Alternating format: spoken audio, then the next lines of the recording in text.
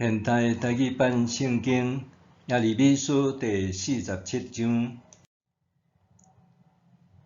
埃及王攻击加萨以前，上主针对非利士人对先知耶利米讲话。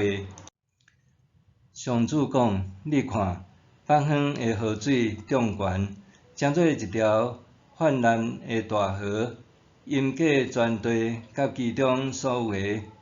看过城甲城内的居民，人要化休，境内的居民拢大声啼哭。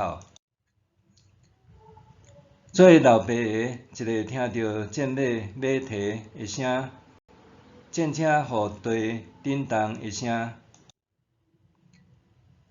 车轮高过的声，双手就酸软，无法度活转身救家己的囡仔。时日一个到，上主为毁灭所有非利士人，消灭剩落来要帮赞太尼甲西顿的人。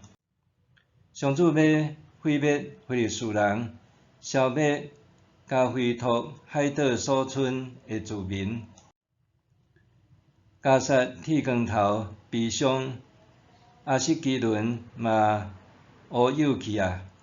伫平原所剩的非利士人啊，恁挂家己的身躯哀伤，要到佇时？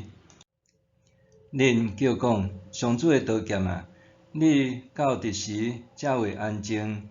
着求入去刀手，毋通阁震动。伊哪有可能安静呢？上主命令伊去攻击阿什基伦，攻击住伫海边的居民。我上主派伊去，这件事已经定着。